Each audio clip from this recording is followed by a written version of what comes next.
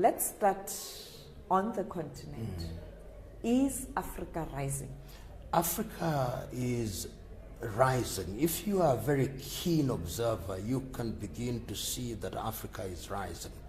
I say that because there are certain things that have happened in the recent past which demonstrate that Africa and African leaders have realized that certain architecture must be put in place. Agenda 2063 is such architecture.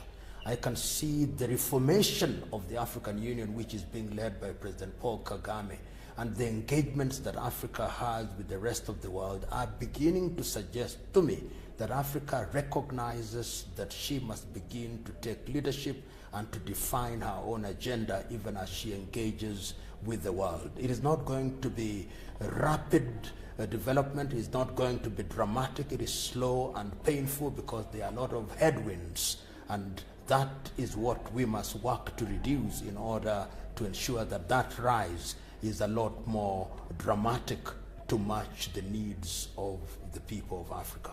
Let's look at the recent development.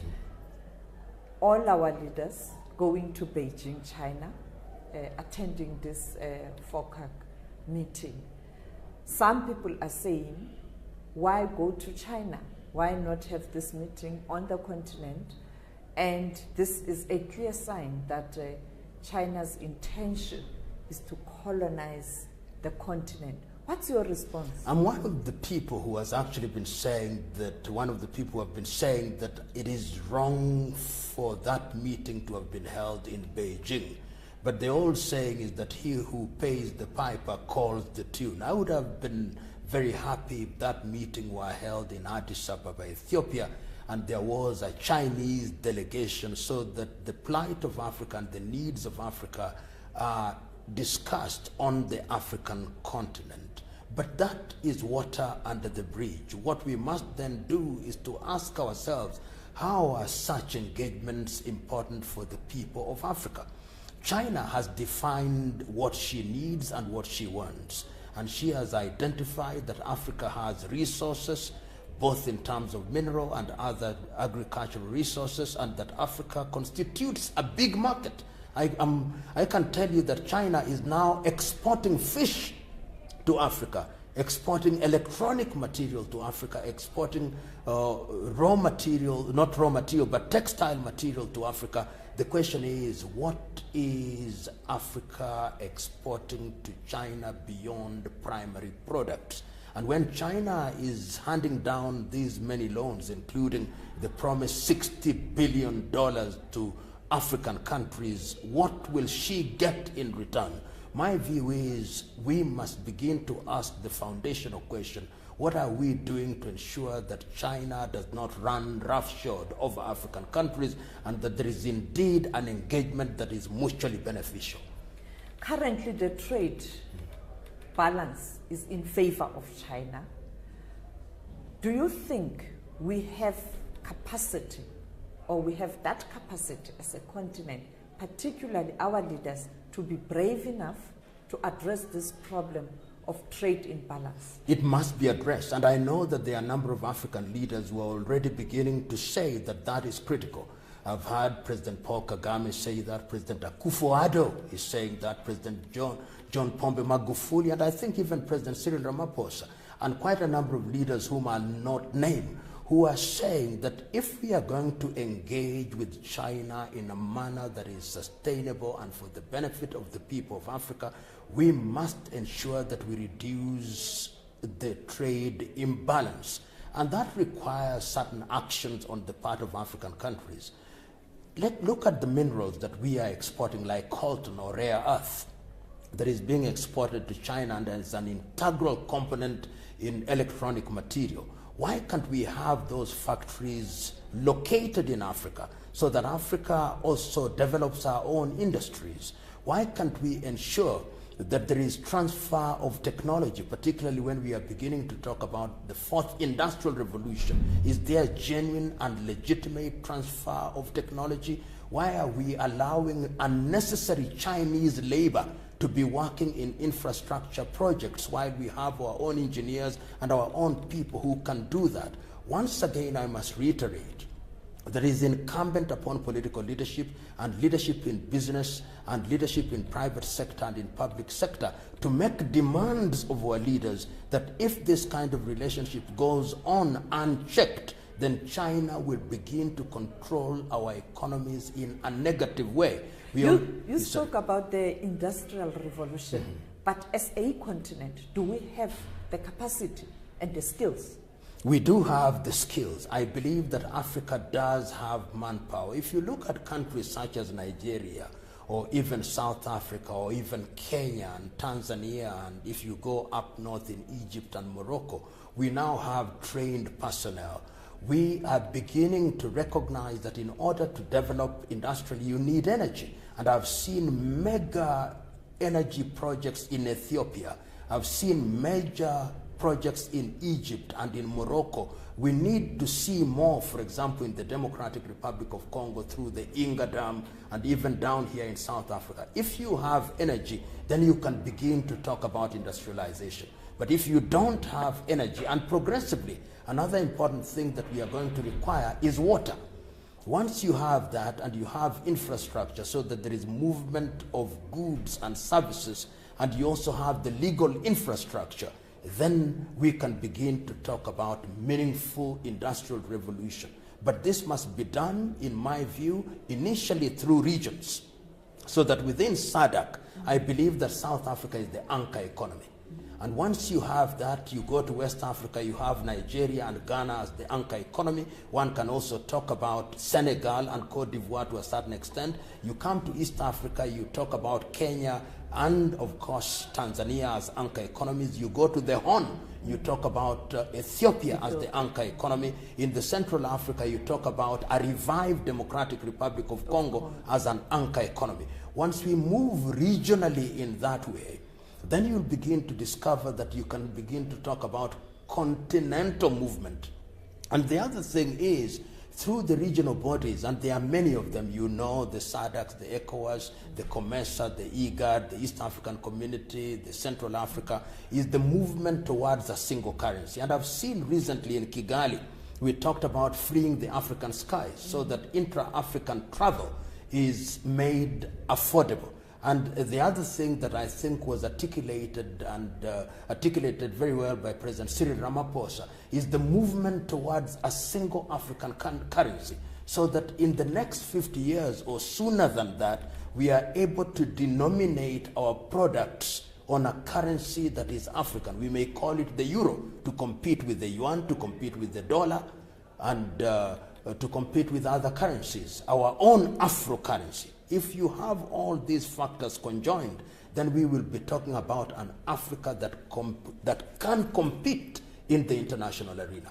You spoke about the intra-trade. Yes.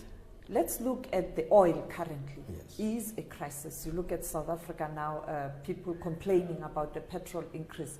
But we have Nigeria, Angola, producing oil. Why are we still importing oil from Saudi Arabia? What's the problem? You know, it is tragic. Nigeria, for example, does not have a proper functioning refinery.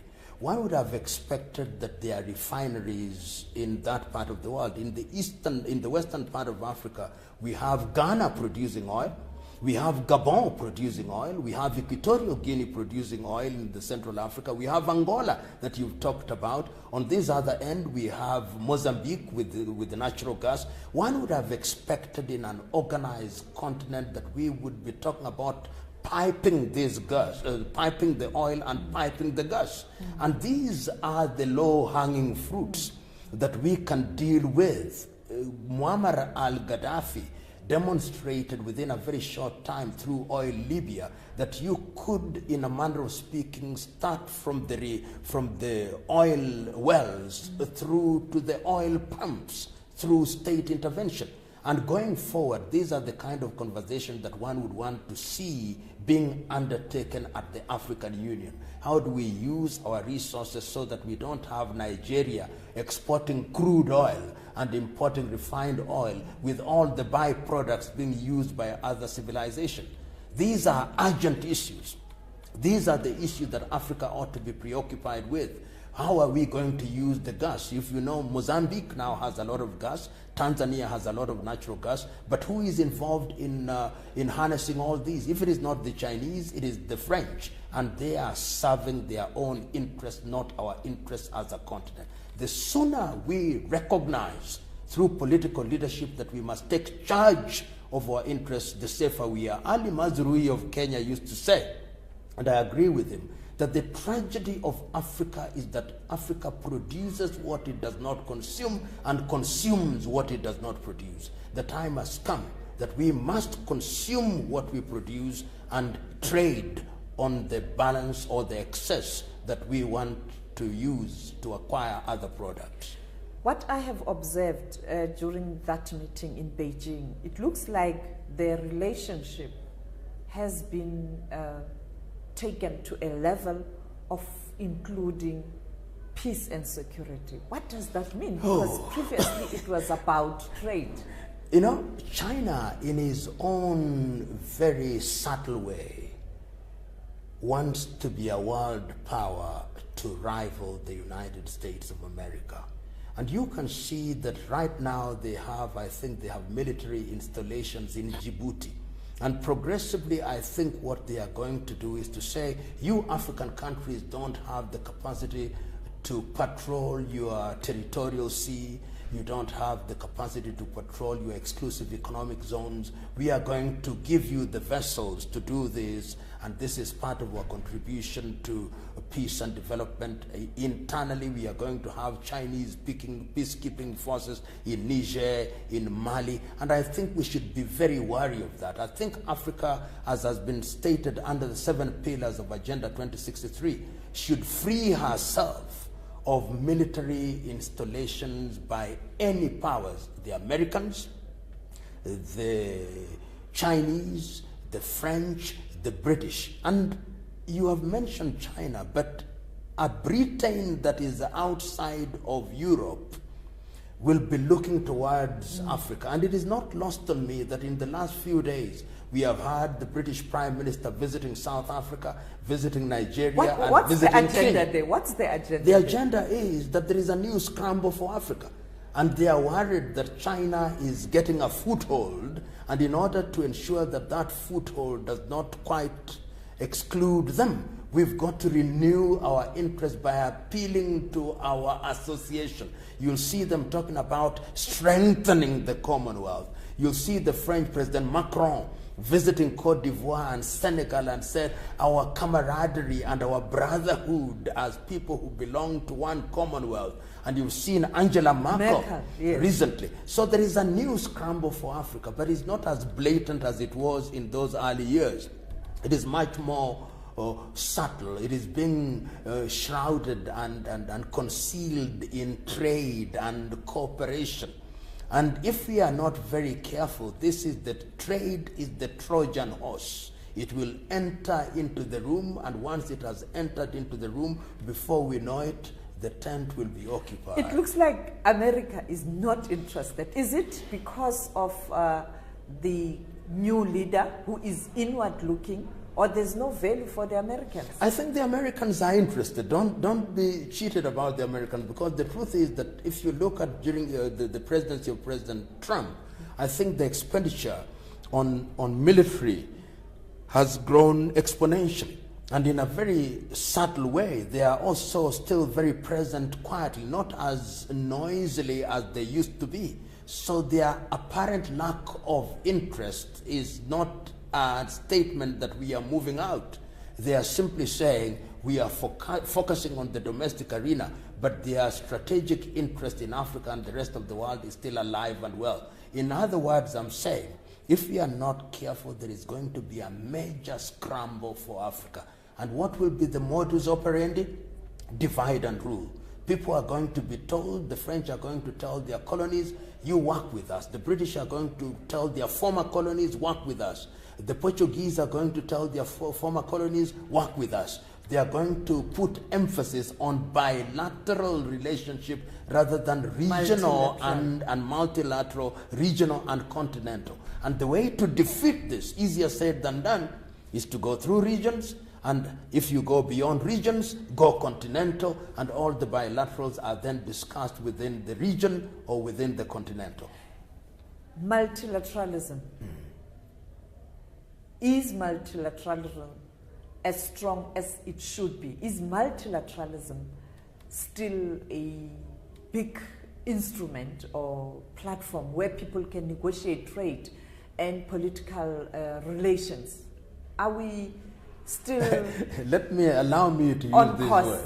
Multilateralism is politically and economically very romantic. But the reality is that countries will always circumnavigate multilateral issues to deal with bilateral issues. And we see this particularly even amongst European countries. When Angela Merkel comes to an African country, the idea is to give her country, Germany, a foothold. European Union may be mentioned, but you can see that there are certain things that are strategically important for the Germans, and those are the focus. Americans, also when things are important for America in their direct dealing with individual countries, then they talk to the individual countries. Only recently, I think a week ago, our own president was invited to the United States to have a tete-a-tete with President Trump in his capacity as the president of Kenya.